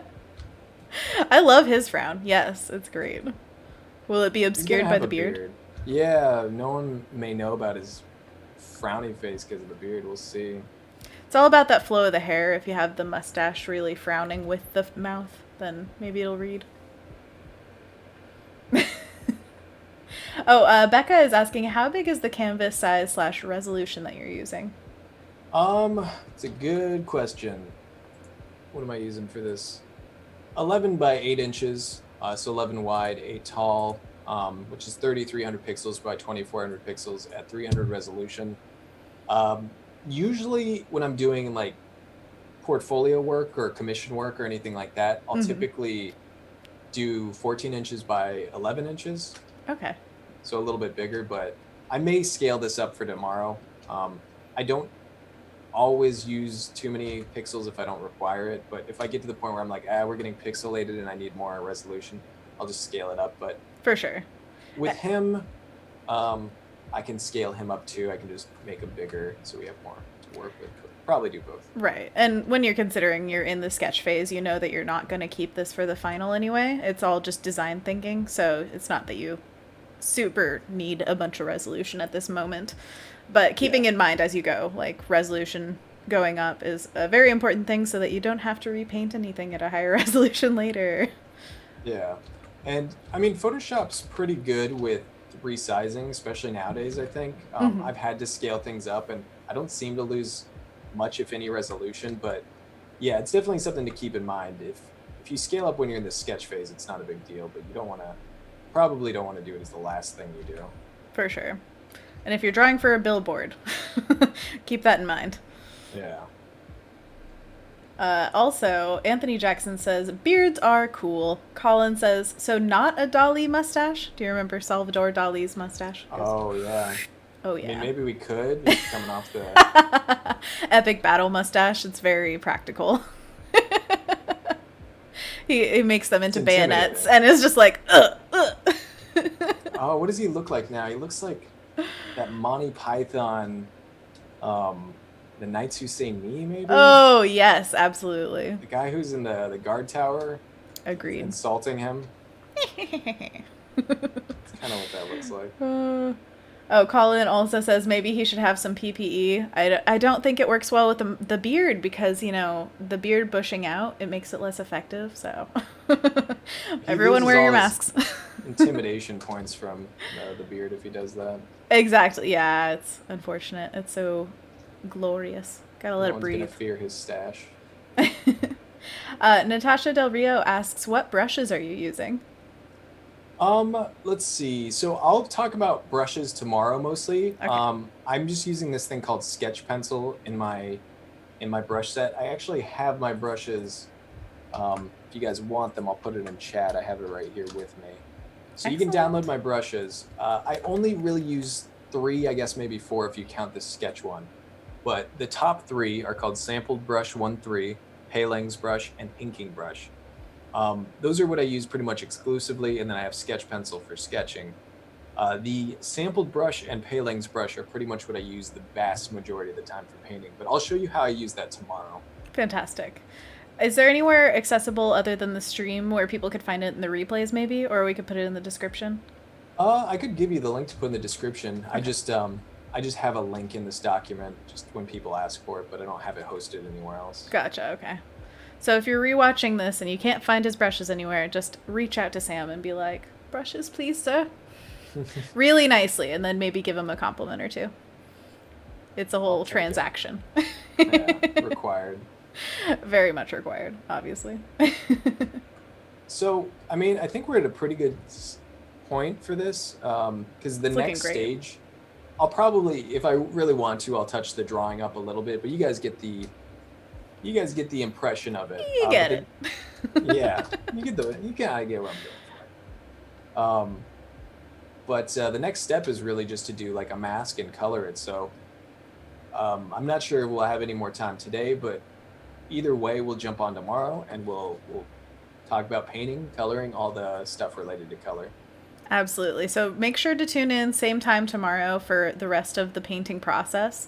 And I'm just so excited to see how this turns out. It's going to be so cool. And I am demanding now that it has gold lining somewhere. So all right, just deal with that. We can do that. I think kind of a jade bluish color with gold lining will look pretty sweet. Yes. Okay, so I have a 20-sided die, actually two of them that are both like a green bluish color, and they both are accented with gold numbers. So I'm into that. Ooh. That color palette, I'm into. Sounds pretty fancy. Well, there's no halfway here. You got to be fancy. All or nothing. And we'll talk about clipping masks tomorrow too, which ooh, yeah, the love of my life. So Natasha says, "Thank you so much for the brushes. Always looking for new ones. Thanks, Sam." Oh yeah, no problem. And if you guys do want to see kind of how I use them, I do have specific purposes for them to some degree.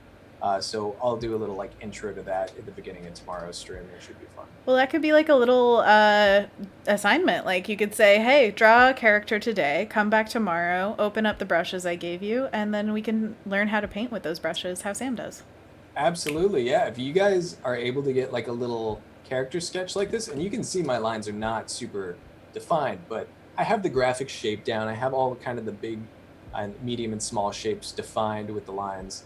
If you can get something that kind of does that, you can follow along and I can show you how I paint it, because it's a pretty easy step-by-step thing to follow if you want. And I'll show you a few different options for doing characters. When it comes to like workflows for characters, I was going to cover a few different ways you can approach it depending on what you want to do. Right.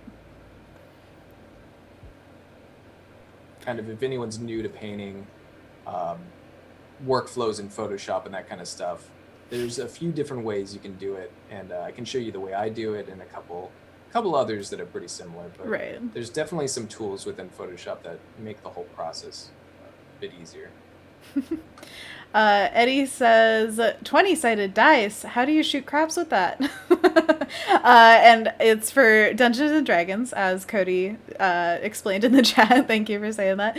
Because I don't have a crew that I'm playing with right now, but I did once upon a time and definitely want to get back into it. Watch a lot of Critical Role. And sometimes I just like to roll the dice to see how my luck is for the day. And you know what? Today was a natural 20. What? Sam, do you play D&D, or was that piece just for somebody who does have a D&D troupe that they're doing? Because there was this beautiful background piece, if you missed that at the beginning, that Sam painted, and it was definitely like a whole D&D gathering. Yeah, that was actually for someone, but I do play. Actually, my group's kind of been taking a break for a while. Mm-hmm. But yeah, I play a cleric, a dwarf cleric. Dwarf cleric, I love it. Ugh, that's good. He's got a good beard too. I don't think I've ever heard of like a dwarf cleric, actually. That's really pretty. Yeah, I mean, I watch Critical Role and some what do you call it, Taz, the Adventure Zone. So nice. Those are my areas of expertise. I don't even know what that means, but they're the things I watch to learn D&D, because I am not an expert. But yeah, it was a rogue Kenku. Really fun to play. Oh, you that. are? Yeah. Nice. Actually, my partner James and I were both Kenkus, and he was a, oh gosh, I want to say sorcerer Kenku. Well, we both started out as rogues. We were multi-classing. I was going to become a monk eventually. That's funny. Yeah. Kenkus are pretty good. Oh, I they're feel so like fun. role playing them would be interesting. For sure. Well, there's this like myth about the Kenkus. They're crow people. For anybody who doesn't know, there are a lot of different races in D&D, and you can basically choose what race and what class you want to start out as, and then you go from there. But the Kenkus are crow people, and there's like a myth that they were punished by some kind of god or something, taking away their ability to fly. And that Mm. was basically our entire mission as our twin Kenkus. We were like trying to reverse that curse. Yeah, that's the coolest thing about having wings. Gotta give I that mean, back. come on. So cool. Oh yeah, Sanjana says, equipped with new brushes. Aw yeah, drawing tonight as well. Sweet. Awesome. Yeah, I have a few other brushes in there too, um, that I never really use. I mean, there's a couple that on key instances I'll use them, but I usually just stick to like 2 or 3 brushes. That's always kind of been a habit of mine. Nice, yeah. Totally keeping it pretty simple. Think Yeah, I that. get. Oh, sorry, go on. Oh, I was just gonna say I get overwhelmed with too many brush choices. Whenever there's packs that have a ton, It's a lot. I'm like, all right, I'm gonna try 3 of these, and then I'm just gonna stop. It's too many. I absolutely agree. The decision paralysis is real. And I usually find about two that I love as well. But everybody has their own thing. Every once in a while, you're like, huh, I feel like maybe I see a texture in somebody else's work and I would want to mimic that. Then finding the brushes that fits that need is definitely a good idea. Yeah. And I feel like you're inspiring a lot of people to try out new brushes now. Thank you so much for that. Yeah, and we'll have some fun with that tomorrow, but there's definitely, some good ways to try out the textures, have fun with them with these characters, and just kind of see what effects they give you. Right. And Martha Um, was asking, can you cover the brush settings tomorrow? And so, yeah, we're going to go over how to use the brushes tomorrow in the next stream, starting at yeah, 9:30 PDT. for sure, we can cover that. And now we're pretty much at the point. Do you know how much longer we have before we We've got to got, switch gears? we can totally go into it now if you want to, around 11:05. Okay, cool. Yeah, so we'll get into this more tomorrow, but the actually let me group my lines. I like to organize my layers as best I can. So I'll put my lines in their own group there. But we have our mask now, and if anyone's not familiar with a clipping mask, I'll usually make this layer that's labeled mask, Uh huh. and it's just this shape. And I essentially just draw that shape underneath the lines on a separate layer to, trace basically what the lines are and get that shape down. And from there, I'll make a new layer on top of it, and you can right-click that layer and do create clipping mask. And I'll usually lock any layers at this point I'm not using, especially when I get into painting, because I might draw on my mask on accident. So now I have this layer on top of my mask, and we have a clipping mask going, and I can just start playing around with the colors. So I don't know what colors I want things to be. Usually what I try to do is I start out simple. I think of like a base color, and then I think of a secondary color, and then tertiary color. So starting simple and starting with 1 or 2 first, I think is best. But I'll usually start with the ones that I know what they're going to be. So if I know these are like leather pieces, I'll be like, all right, let's draw the leather in because I know that's going to be brown. And Absolutely. then, Just flatting the color, basically. That's what they call it in comics. yeah, exactly. And you'll kind of see what this looks like at the end, but we're trying to get these semi-clean selections down. And maybe you know what their skin color will be, so you can get that. Like anything that's a given. And then once you have, okay, he has leather here, so that's brown, and maybe his skin's like blue or something, we can put that down. I've been Uh, loving you playing with blue skin tones in your characters lately. You do it so beautifully. Maybe that's what that was, because I was thinking like this guy could be like green or blue or something. I Yeah, have he's no the Jade idea. Warrior. Come on. So we'll see, but it's easy to change it after the fact because at a certain point I'll have this as a selection and I can just grab it and change it because it's cleanly separated from all the other colors. So Absolutely. easy way to quickly get those ideas down just to try it. Then I feel like a white beard is necessary. I don't know if people are saying the color, but his beard being white somehow seems appropriate if his skin is like this greenish blue. Mm. Also, Colin King says, I need to make sure I'm not late tomorrow. That's for everybody. Don't be late. So excited to see this guy come to full paint. I'm excited. Yeah, it should be fun. And I was just thinking the thing on top of his helmet, that could be white as well if we're going with that. Right? Motif. I kind of want to put red for some reason. I'm picturing him wearing like this almost red fez thing. Ooh, yeah. And I don't know exactly. He's Doctor but Who. then what's that? He's Doctor Who. One of the doctors has a red fez. Yeah, there you go. It's him if he was like morphed into some crazy alien warrior fellow. Mm-hmm. Well, now he looks like Santa or something with his green, blue, white beard. Well, it is about time to jump into the artist spotlight for today. But as you're finishing that up, I can talk about the spotlight and what it is. This is where we give one artist the moment to shine, basically on Adobe Live. And we're going to be looking at their full portfolio here on Behance. They have a ton of work to look at, so I'm super excited for you to see their work. We will drop links in the chat so you can check out their page and hopefully follow them because they definitely deserve it.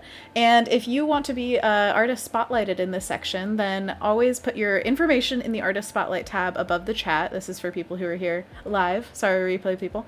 But also there's the opportunity to recommend other artists for it. So if there's an artist you love, like Sam, you could just be like, hey, artist spotlight, boom. And then on his live stream on Adobe Live, we'll spotlight him, and it'll be totally normal. Now, today we're looking at, this is Emma Maljolka. Maljolka? I hope I'm pronouncing that somewhat right, but we will see. Yeah. Should I pop that up now? Yes, that would be great. Thank you so much. Perfect. The colors are looking awesome, by the way. Oh, no, thanks. look at that. Ooh.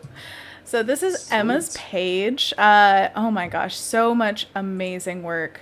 This looks to me very much like children's booky, which I love because I'm a children's book illustrator. But yeah, it's absolutely beautiful. All of the different color palettes are looking so good. Do you feel like there's a favorite piece of yours that stands out, Sam? There's a lot of them. I would have to look. I definitely thought this artist would resonate with you because you guys both have that, children's book kind of direction. For sure. Yeah, it does. This is awesome. I love it, Emma. I like especially how it has this sort of traditional feel, like the texture and everything. Absolutely. Like this one pops out even from the thumbnail. I mean, like this kind of crayon texture. Absolutely. And all this work. And like all the opportunities for texture that are taken for like the handcraftedness of it, like all those tiles, the mosaic and the backsplash. Yeah. It's just like taking opportunities to make it feel handmade. It's so beautiful. And the color palettes bring me a lot of joy. It's like to the point where I'm like, is this traditional? I think these are digital textured brushes, but like it's really pushing that traditional drawn look. Absolutely. Really cool. Which is kind of the goal of a lot of traditional artists, is to feel like this was painted or this was drawn really traditionally. And all that mark making really sells it, in my opinion. Like, oh, look at the dog's back. That looks like a brush on its side. For sure. That's awesome. But yeah, the color palettes to me are a big part of it feeling comforting and a little nostalgic too. I love that. Mm-hmm. Also, just being a boy and his dog. Come on. Yeah, and I think it's cool how this is all put in together in this group. It's clearly like it's a beautiful collection. Yeah, it's like enough that it's kind of telling a story, and it's like a series that you can kind of see what's going on between all of them.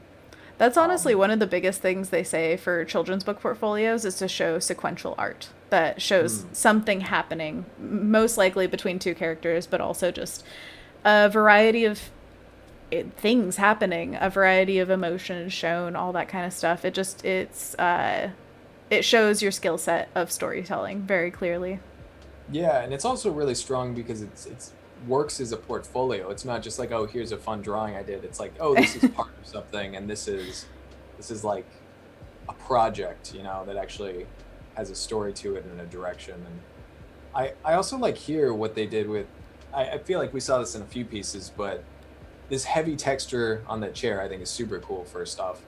But gorgeous. Then how this line drawing in the background, kind of this like crayon or colored pencil looking line drawing, it's not solid like the stuff in the foreground is, and then some of these elements kind of fade off a little bit because they're just a line drawing, but it's taking this hand-drawn look and putting it together in a scene and using that just line as like a visual weight element to kind of Right. recede into the background a bit and That is kind such of a good note. Yeah, because play with like composition essentially.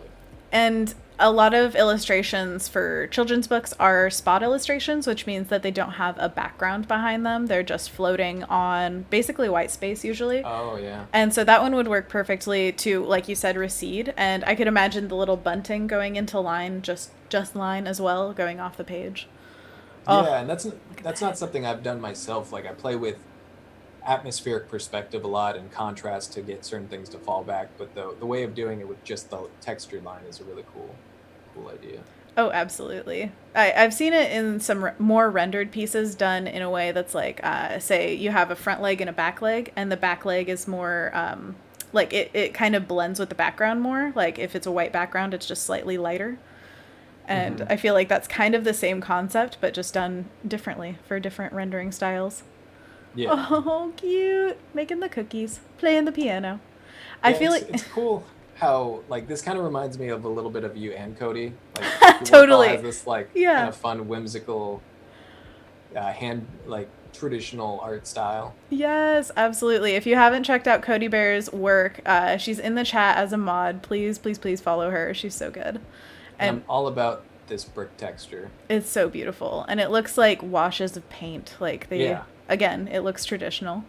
And it, I'm having a hard time believing it's not because it's like so like it looks like watercolor or something like that. it could And it be. It's really I'm hard to tell. yeah, I'm wondering if they've combined traditional or digital or if some of this stuff is actually traditional, but either way it's like a seamless blend of everything, so it's working super well. Absolutely. I agree. It's absolutely beautiful. Excellent work, Emma. We love your work so much. Yeah. And there's like I think what I'm really big on is they're doing it really well with like the ideas and the presentation of everything. It's very much like fun images, like the way this bike is structured and that the outfit and just everything about it is kind of whimsical and fun. So they're really pushing, you know, that aspect of it. Don't you feel like you can see when artists are enjoying themselves? Hmm. And it's just Yeah. like, oh, they're having fun. They're having a ball. And I love that her more recent work looks like she's exploring some nighttime or darkness, and that's so fun because look at that glow. Look Yeah. at That's the great captured contrast. moment. Oh, so pretty. And within blues and darks and everything like that, you can really find a lot of depth of texture, especially with traditional stuff. It's so pretty. Oh, cool. This is It's a part of the coloring. Adobe coloring book. No way. Oh, Yeah. awesome. I That was is going to so say this cool. presentation is fantastic. Like showing this off in this way is such an added level of just showing this black and white um, image, you know, on a white background or whatever it may be for the site you're hosting it on. But this putting it in Hmm. context makes it like so fun and kind of shows the whole intent and idea behind it. So I love that. That was a great idea. And the drawing tools. It gives you information about like how did they make this piece into the colored one. It's so cool. Yeah, and the image they chose too, just like it's very bright and kind of happy looking. So everything about it works really well. Ooh, Definitely. more and shows the colored. That's super. Yeah. Oh, it's so beautiful. Yeah, it looks like they used maybe gouache and some pastels and pencils. So nice. I love abstract planets. There's something about that that just like tickles my brain in the right way. Yeah, this is a So great pretty. image. There's a great contrast too, like all the bright points against the dark background. It's all really Right. well balanced. Contrast. And a little cat to boot. Oh yeah, the little kitty. Little meow. Yeah, this is cool. And then a full picture on its own. I love that. Absolutely. And we were talking about perspective earlier, and perspective is a big part of Emma's work, it looks like, because there's that, it's a wonky, like, or forced perspective, if you want to say. Like, there's got to be a better name for it that I'm blanking on right now, but it's a style of illustration that is very, it's prevalent in children's books especially, but it also just has such a charm in illustration in general. It's a way of stylizing, and it like makes your brain understand the space without having to see all of the exact lines. But I guarantee when people are using this technique, they know how to use perspective. They just like choose not to use it at certain points or use it in a stylized way. I Yeah, absolutely love that. I think everything about this kind of adds to a sort of playful look. Some of it almost Hmm. looks like kind of paper cutout stuff, but yeah, it works really well. I especially love the separation and texture and stuff. Like some of these Right. edges, like on her hair, it's a really clean, sharp edge, and it makes a good contrast for all the crazy texture happening here in the background. So I Exactly. think I think those clean edges in certain key areas are preventing it from all being like too textured and too busy and too crazy. So if anyone, wants to see a good example of like how to use a lot of texture in your work, but keep everything super readable, having those kind of graphic separations and shapes work really well. And I love texture in the face, and everything they're doing with texture is super. I'm definitely feeling it. Definitely. It's a feeling. That's the cool part of the illustrations is they make you feel something. Like there is a Yeah, mood to it. And I think for a lot of sure. that comes from just beautiful texture. It's true. And then of course all the coloring. Oh, so nice. That like blue green of the water is Yeah, it's bringing me back to Hawaii, man. It's so good. yeah. I was just noticing that Want to swim. that gradation was really nice. Definitely. Oh, and then shadow too. I noticed when you Yeah. had your painting of all the men who were just like fighting men, you Hmm. had a beautiful. It was like a color glow over that. We should talk about that tomorrow because I think that's a really like lovely layer to flick on and off and be like flat color, a little bit of glow, Oh, boom.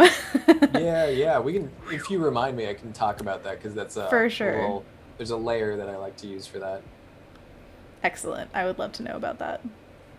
and this is Ooh. really cool here. It's like a. I was just talking about a paper cutout texture.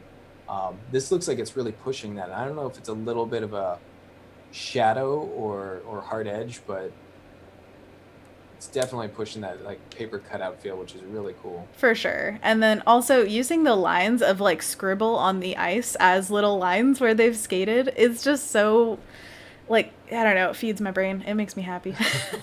And just the Just layering of all texture. the shapes works really well too. Having them Like separate. yeah, like layering shapes is a good way to get depth. And this I think makes a lot of good use of that, and you can kind of see that depth in the piece, even though it's just pretty much all looks like flat pieces of paper. But there's a lot of depth in it too. Definitely. And things as simple as like dots on the tree can read as lights because in your brain you know the context for that, where it's like, oh, dots on the tree, that's probably glowing lights. Yeah, So you can really abstract things very, very much, and the audience can be trusted to interpret that and understand it. Oh, I like yeah. I like the visual consistency. Like each one of these projects has a lot of texture and all these different things going on, but you can tell like all these ones really fit together with that similar aesthetic. It's a bit of a it's very similar to the other work, but there's clear like distinctions, and it's nice that all these things kind of fit together with each project. Definitely. And just a simple concept of like, here are two characters enjoying winter fun times. Like, that is all it needs to be an engaging topic. Oh, that does look like just cut out paper right there. Oh, that's so Yeah, cool. it's a good ending picture. For sure. Little Oh, happy faces. so cute. Oh, I love it. All right. Well, thank you so much, Emma, for being our spotlit artist this time. We absolutely love your work. And just everybody go follow Emma on Behance. This person definitely Yeah. deserves your support and your follow. Yeah, this is an awesome portfolio. I think Woo! it's really well Rainy. presented. Like they definitely have an aesthetic that they've found and a style that they've really nailed down very, very well. Like I love this house here. So So much charm. awesome, awesome job. Definitely. All the foliage overgrowing cottages. I Yeah, love that. so cool. Definitely. All right, so we can get back to Sam drawing for the next few. Oh golly, how much time? Like 5 minutes, Yeah, and then yeah, we we can can leave kind off of for tomorrow. for sure we can wrap it up. So what we'll be doing tomorrow is we'll be talking a little bit more, about the clipping mask, how I use that. I'll be talking about different workflows for characters. So this is the way I do it. I kind of do this flat colors. Um, the actual painting that comes next, I do a certain way, but I'll show you an alternative way to do it with to basically get shadow easily with a multiply layer. The different ways you can do that. Um, Excellent. we could even talk about doing this a bit with grayscale. If you like working grayscale, This is a little hotkey, by the way, that I use all the time. It allows you to check your values, and I do it with Control Y. And if you guys want to know that, I can show you if you have Photoshop open. There's just a small series of steps you do to set this up on your Photoshop. But Right. what you do is you go up to View, Proof Setup, and then you'll see Custom. So click on Custom, and then you'll see the device to simulate is working gray dot gain 20%. So if you find very specific. Yeah. So again, View, Proof Setup, Custom, device to simulate will be checked to working gray dot gain 20%. When you click OK, it'll be gray, and then you just press Control Y to toggle it on and off. The coolest thing about this is that you can actually work in this mode. So I can select colors from my canvas, and you can see that they're actual colors. That is awesome. So it essentially lets you paint in grayscale. So you can really see your values and make sure they pop. Yeah, but you're not actually painting with gray like you would be otherwise if you're using different layers. So I like that for that reason. That is amazing. Love that tip. All right. But even if you are just doing like grayscale, it's good to check this to make sure your tones separate. So if you're doing grayscale and you're going to add color later, you don't have to go straight color. You can at least take this and separate it and be like, all right, well, the armor is too close to the skin color, so maybe we'll do this. And you can kind of graphically block this stuff out. So that's another way. But like I said, we'll talk about all the workflows tomorrow. Absolutely. How are you feeling about his coloring right now? Are you loving it? Because I'm loving it. I love how you have it right now. I think it's okay. I'm not sure about what exactly will be going on with the red of the hat, but I think adding like a little bit of that kind of goldish trim could offset it. I may tweak things a little bit off stream and have it prepped for tomorrow, so we'll have like the hat ready and maybe the lines will be touched up and basic idea of what I want. But this is really what it is, and how I like to check if it's looking good to me or not is to flip the lines off and see graphically if it looks good. Definitely. By the way, Natasha says, whoa, nifty about your black and white tip. And Kendall says, good tip. We'll have to try that. Yeah, super helpful. I use it all the time. Sometimes it's just a great way to, if you're not sure exactly what needs to be changed or if something's not reading well, it's good to check your values and see if that's working. Absolutely, yeah. Values are so important, just as important as color. So having those down is key to strong work. For sure. Values are crucial. So even here, like, it's good to check. Like, I can see that separation could be better. And here's one last tip before we go. When I work like this, I do these flat colors a lot, so it helps to be able to select entire sections. So if you go to the magic wand tool and you select a section and you have contiguous at the top checked off, right, it'll select everything of that color on the canvas. So you can see it select all of the brown armor on him, even though it's not touching. If I check contiguous on, it'll just select the section that it can reach that's connected. So absolutely. I like to do that so it selects everything. And that's an easy way if I want to change his skin color. Maybe I'll brighten it up. Yeah, I'll just select all of it, and then you can use the fill bucket or just whatever you want. Yeah, super quick. Very easy. Yeah. By the way, Wade Acuff just came into the chat and said, Sam! Wade! What's going on, Wade? But yes, being able to have flat colors like that really opens you up to changing those colors very easily. So that's a good tip, for sure. Yeah. Yeah, it makes it quick to switch things around. Like the red, maybe I don't like red, maybe I want to try purple. Yeah. Now that I have these, red. What? Actually, the purple looks kind of cool. It does. I never use purple. Well, then now's your opportunity. I might just do it. And then, like, if I wanted to throw a little red in there too, maybe I could layer it. Just having these selections allows you to just try these big strokes really quickly and easily. So we will be in here tomorrow figuring out more of the color and the beautiful painting, rendering, all that jazz. I absolutely love how the character is coming out already. I do think that the ridiculousness of his beard and mustache are pretty great. Especially with like the bluish green skin. It's working. Yeah, I like it. Definitely. So we will be back tomorrow, same time, same place. So please mark it on your calendars, 9:30 Pacific time. We will be here. And until then, we have another stream coming up right after us. So please stick around for that. And we also had the Photoshop Daily Creative Challenge today before us, but we also did the Spotlight today. So tomorrow, there's going to be a Photoshop Daily Creative Challenge, and then we will be giving feedback on that challenge. So if you are part of that challenge, then you can make the work, and then by the time we are looking at the submissions, then hopefully you'll have submitted. And we can take a look at everything you've created. It'll be awesome. So the AI Daily Creative Challenge is up next. Thank you so much for joining us. Would you like to say goodbye, Sam? Yeah, guys, thanks for being here. It's awesome seeing a lot of familiar faces in chat, so appreciate you guys stopping by. We'll be back tomorrow with some more, so come on by and we'll do some painting.